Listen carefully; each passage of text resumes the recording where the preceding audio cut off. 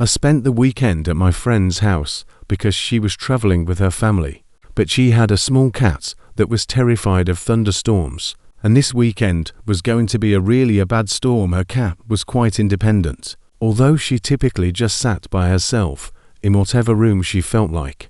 The day before my friend went, it began to storm, and it persisted all weekend long.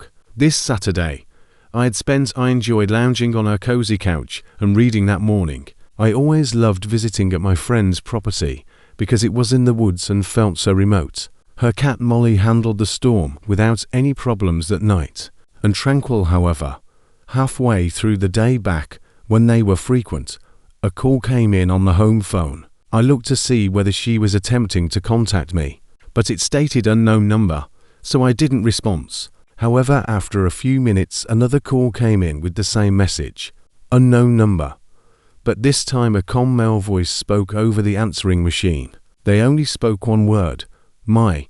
After a few seconds of silence, he hung up after saying his friend's name, as if to ask if she could hear him. I simply texted her to let her know that someone was chatting to her because I wasn't sure if it was a family member or something. Dialed the house phone. Although 2 more calls from the same number came in over the next 3 hours without a voice, I did find it odd that it appeared as an unknown caller. Messages my friend didn't reply either, so I assumed they were quite busy. I didn't stress about it, but I assumed it was nothing. I cooked and really didn't do anything for the remainder of the day. Anything after, say, 8 or 9, I selected a movie to watch in the bedroom upstairs, and I finished it about halfway through before remembering to make sure Molly had food and drink. When I walked downstairs, I was surprised to see her. I shouted her name. She was standing exactly at the front door, staring at the crack in the doorway as if she was waiting for it to open. She gave me a brief glance before turning back to the door, which kind of unnerved me. Sincerity, I approached the door and cautiously peered out the peephole at the porch. The glass had fogged up from the rain, making things hazy and difficult for me to see anything, but I was a little uneasy when something moved enough for me to notice that someone or something was standing on the other side of the porch. But I kept watching in an attempt to gain a better look. Truly wanted to be certain if someone was out there, but I also didn't want to let them in. After 2 or 3 minutes, nothing changed that I could see, so I assumed I was merely frightening myself needlessly because if someone had been outside, they would have knocked on the door by now. I went to check on Molly's food and water and got some snacks for them. Nevertheless, Molly wasn't there when I went by the door once again. I peeked outside to make sure, and something seemed different. It was still hazy and foggy, but one of the forms I saw wasn't there anymore, as if it had simply vanished. Was there someone standing there the entire time? Feeling uneasy about everything, I grabbed Molly up and took her to the bedroom before turning the movie back. I was sitting on the bed the entire time the movie was playing, and I couldn't get rid of an extremely uncomfortable feeling.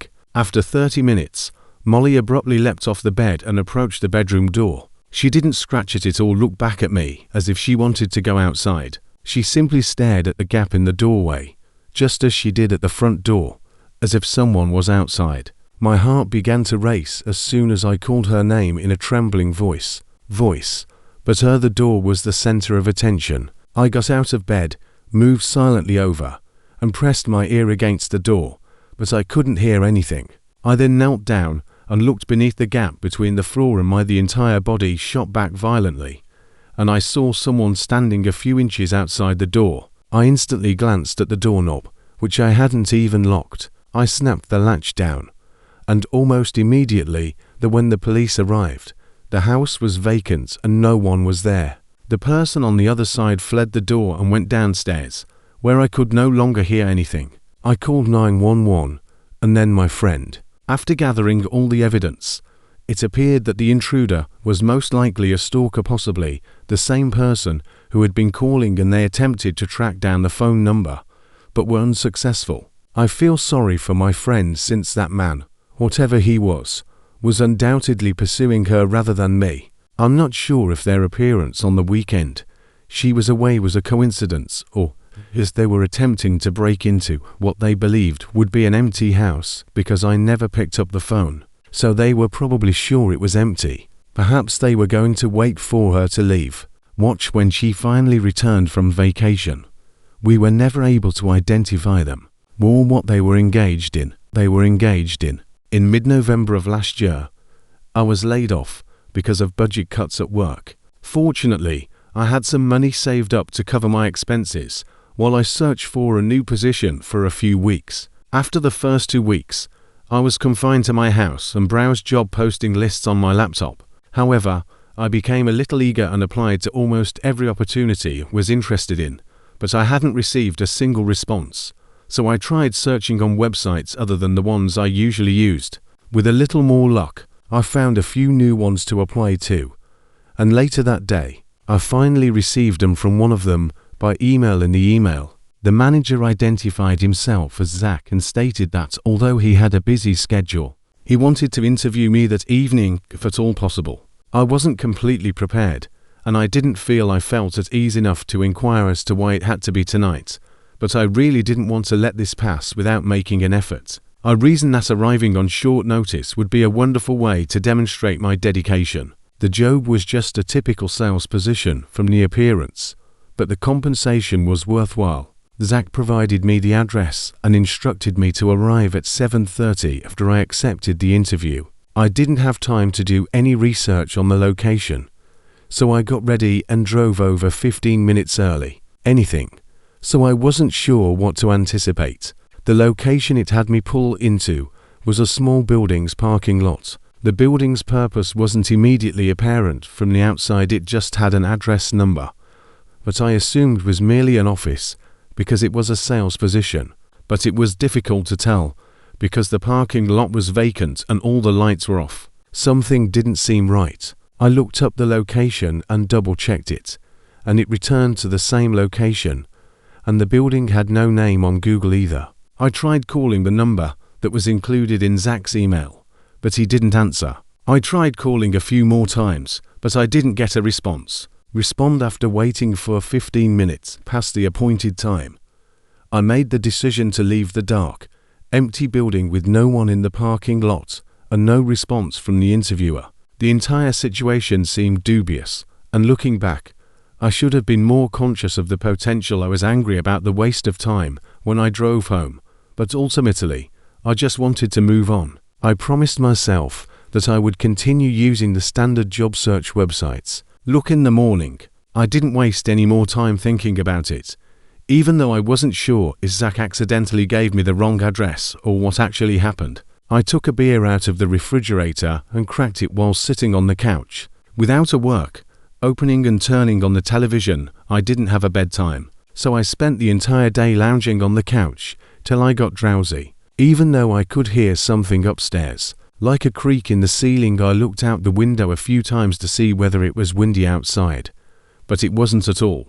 The creaking didn't really worry me. It didn't sound unusual at all. I believe I became exhausted around 10 p.m. I went upstairs to the bedroom, after turning out the TV and the lights downstairs. The last thing I remember is going into bed and lying down. I quickly fell asleep before waking up again and seeing the completely dark room. As I lay there, I heard the same creak sound that I had been hearing, and it was near me. Like I glanced across the room with weary eyes, barely making out anything in the darkness, but then I heard a quiet, gradual sound that I knew was the closet sliding open. I opened my eyes a bit more, seeing even though I could barely move as I watched the closet door slowly open. My mind wasn't entirely persuaded that this was genuine until the closet stopped moving and a figure leaned out from behind it, causing my body to scream out of the frozen state I was in. I grabbed my phone and leapt out of bed across from the closet, but the figure remained motionless, stared at me as if they were expecting that I wouldn't notice them getting up. But as my eyes adjusted, I was positive that what I was witnessing was true. So I fled the room and left my house while I called 911. I may have been foolish, but I stood in my front yard and watched the stairway through my front door because I didn't want whoever was inside to escape without being discovered. It wasn't the best choice because they could have been armed and deadly. The police officers arrived a short while later. Since I hadn't seen anyone descend the steps, I informed them where I had last seen the man, and they went inside and located him. When they hauled him out and took him into the car while he was still hiding in the closet, I couldn't believe how unsettling this person was. He had long, oily hair, horrible clothes, and these big, unfriendly first. He didn't reveal what he was doing, but it only took a few days to get the full story. He had created hundreds of phony job postings on various websites. Unsettlingly, he had all of my information from the CV I submitted and knew precisely when I would leave my house for the interview, so he broke in while I was away and spent the entire night in my house, with me and only a few feet away when I was sleeping. But we never found out what he was going to do without him explicitly stating it, so I will never be able to know what was going to occur that night. I reside in a remote area with miles of flat, barren countryside in every direction. The main highway is not too far away, but it's the only paved road in the area. I'm 44 years old and retired, so I spend most of my days at home. Everything else is dirt, or if you're lucky, gravel. The closest town is 20 minutes away, and it's not really much of a town anyhow. This was just another typical day for me. It had been pouring for the past week, so around midday I decided to walk outside and enjoy the rain while smoking on my front porch. I'm not sure how long I was sitting there, for perhaps an hour, when I saw someone riding a bike down the long dirt road that led up to my house once more. Since the area was level, I could see rather far, though the rain made it a little harder. However, I thought it was strange that they were riding a dirt bike or advanced motorcycle through the rain, but I figured they were simply mistaking my driveway for a dirt path. They continued to approach until they were very near to they essentially reached my garage before coming to a halt. The man, who appeared older but was wearing a full-face helmet, was sitting in the driveway staring at my house until he saw me and began to observe me for a brief while before turning around and riding back the way he had come. That was certainly one of the most bizarre experiences I had ever seen on my property. No one ever comes down here, since they shouldn't. I have assumed that was an error. I went back inside after spending some more time outside before the wind and rain started to build up. I had completely forgotten about the unexpected visit earlier, brewed another cup of coffee, and unwinded inside. I had a nap and spent some time on the phone with my brother. The day was relaxed with no errands to run or household chores to complete, and the rain made for a quite unexpected around 8 p.m. Things started to change, but there was lightning, thunder, and a torrential downpour that pounded the old ceiling, but I managed to hear the faint sound of a heavy engine outside through it. It had the same dirt bike sound as the one that passed by earlier in the day. So I went up to my front.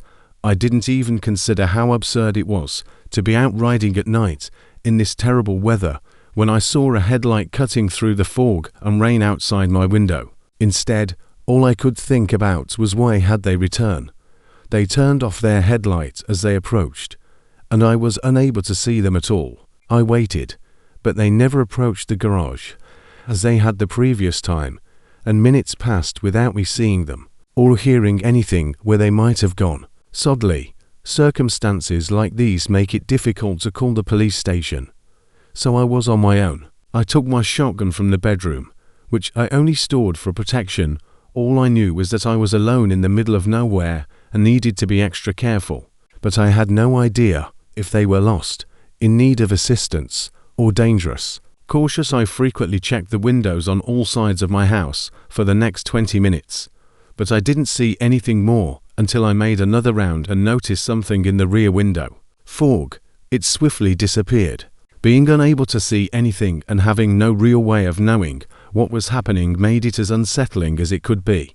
And then I began to hear there were muddy footprints outside my house, like right up against it, splashing in the water and muck. Every time I tried to peek out the window, they would move out of the way. I wasn't sure what to do, and if I let this continue, I felt uncomfortable. I entered the garage, got into my truck, swiftly opened the garage door, pulled out, and shut it, because if I waited too long, things could become even more erratic and possibly messy. Clearly, Their objectives were not benign. I moved the truck farther out front and turned it to face the house, as my body was trembling and I prayed that this wouldn't become worse. Eventually, I switched on the front bar lights and high beams, instantly illuminated my whole house, and a man wearing all black was standing outside one of the windows with a hammer in his right hand. It appeared as though he was attempting to peer into the window, but perhaps he didn't. The man ran off behind the house as soon as he heard me come out of the garage and the rain and thunder.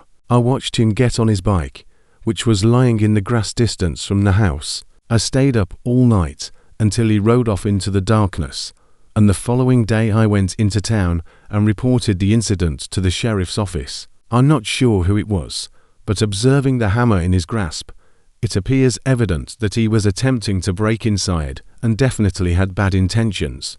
But fortunately, I didn't need to learn the hard way.